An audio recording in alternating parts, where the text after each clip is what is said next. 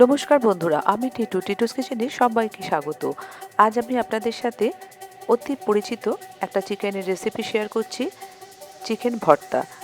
আর করব অতি সাধারণভাবে, ঘরে থাকা সামান্য উপকরণ দিয়ে খেতে হবে অতি সুস্বাদু।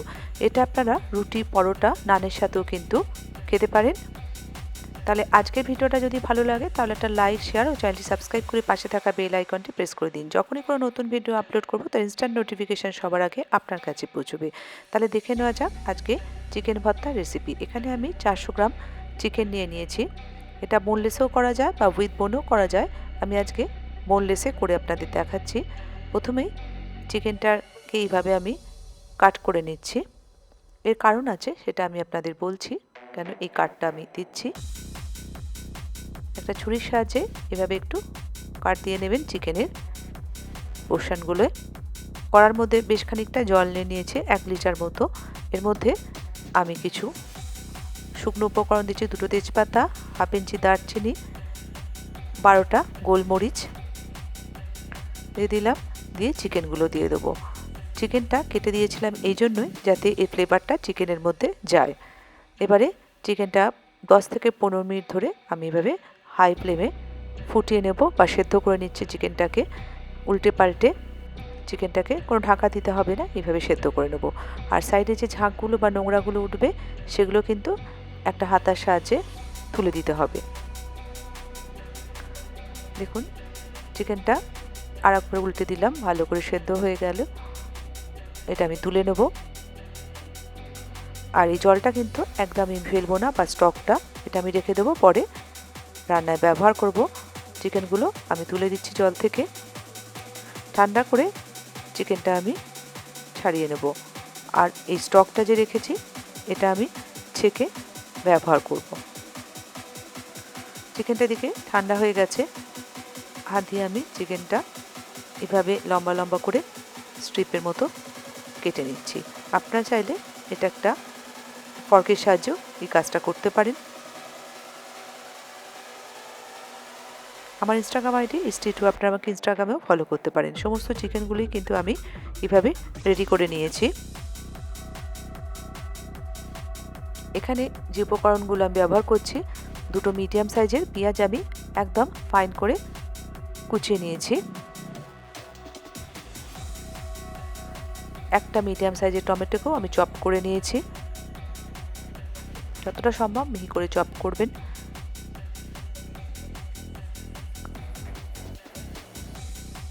আর 15টা কাজুকে আমি গরম জলে শুক করতে দিয়ে দিয়েছিলাম। 2টো ডিম আমি আগে থেকে সেদ্ধ করে রেখে দিয়েছি, এটা গার্নিশিংয়ের কাজে আমি ব্যবহার করব। ওভেনে একটা কড়া বসিয়ে দিয়েছি, কড়াটা গরম হয়ে গেছে। এর ভেতরে আমি কুকিং অয়েল দিয়ে দেবো। 2 টেবিল স্পুন কুকিং অয়েল ব্যবহার করছি। তেলটা গরম হয়ে গেলে 1 টিস্পুন গোটা জিরে দিয়ে দিচ্ছি। কয়েক সেকেন্ডের জন্য জিরেটাকে একটু ক্র্যাকল করে নিতে হবে। এর মধ্যে দিয়ে দিচ্ছি পেঁয়াজটা, কুচো পেঁয়াজগুলো কাটা যেটা রেখে দিয়েছিলাম। এটাকে কিন্তু আমি কালার চেঞ্জ করব না, ট্রান্সলুসেন্ট হলেই কিন্তু হয়ে যাবে। আর কাঁচা লঙ্কা দিয়ে দিলাম। কাঁচা লঙ্কাটা দিয়ে একটু ভেজে নিচ্ছি, কাঁচা গন্ধটা চলে যাওয়া অবধি করে নিতে হবে রান্নাটা। 2 টেবিল স্পুন আদা আর রসুনের পেস্ট দিয়ে দিচ্ছি। যতক্ষণ কাঁচা গন্ধটা চলে যায় এটা রান্না করে নেবো। কুচনো টমেটোটাও দিয়ে দিলাম। টমেটোটা দিয়ে একটু নেড়ে চেড়ে নেব। টমেটোটা নরম করার জন্য এখানে আমি নুনটা দিয়ে দেবো। স্বাদ অনুযায়ী নুন দিয়ে দিচ্ছি, এতে টমেটোটাও নরম হবে। তাড়াতাড়ি ভালো করে মিশিয়ে দিচ্ছি। মিশিয়ে দিয়ে ঢাকা দিয়ে দেবো। 2 মিনিট রান্না করে নেব। দেখুন সাইড দিয়ে তেলও ছেড়ে দিয়েছে আর টমেটোটাও কিন্তু বেশ সফট হয়ে গেছে।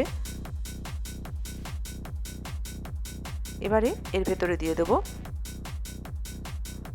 1.5 টিস্পুন হলুদ গুঁড়ো, 1 টিস্পুন লাল লঙ্কার গুঁড়ো, ধনের গুঁড়ো 1 টিস্পুন, জিরের গুঁড়ো 1 টিস্পুন। ভালো করে এটাকে নেড়ে চেড়ে রান্না করে নিতে হবে কাঁচা গন্ধটা চলে যাওয়া অবধি। আর সাইড দিয়েও দেখুন তেল কিন্তু ছাড়তে শুরু করবে।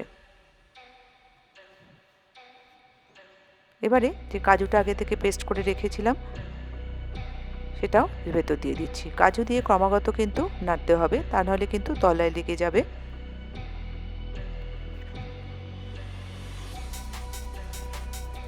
দেখুন সমানে কিন্তু নাড়তে হবে, তলায় যাতে লেগে না যায়। তার আগে চিকেন স্টক যেটা রেখেছিলাম, চিকেনটা সেদ্ধ করে যে জলটা, সেটা কিন্তু একটু একটু করে দিয়ে এটাকে কষাতে থাকবো, তাহলে কিন্তু তলায় লেগেও যাবে না।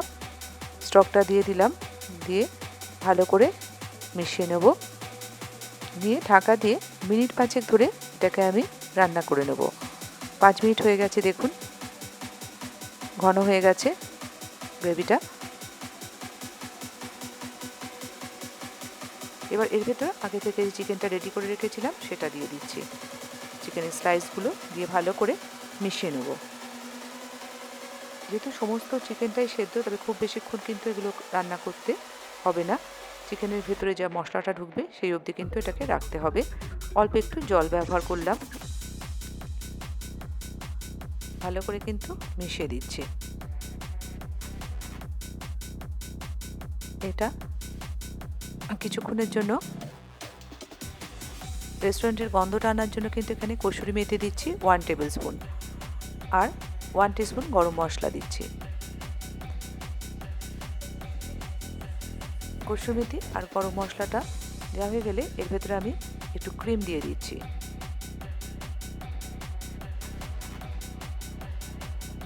ভালো করে মিশিয়ে নেব।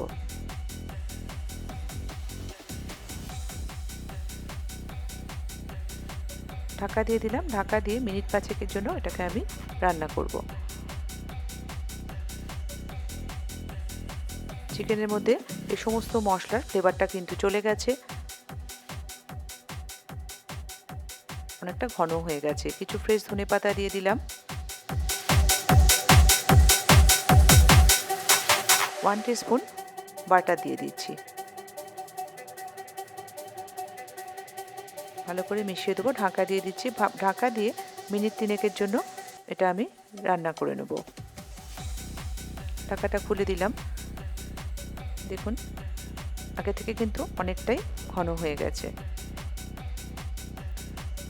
রান্নাটা হবে লো টু মিডিয়াম ফ্লেমে। এবারে এর ভেতর দিয়ে দেবো আমি যে ডিমটা সেদ্ধ করে রেখেছি, সেটাকে রাফলি চপ করে নিয়েছি, দিয়ে মিশিয়ে দিচ্ছি।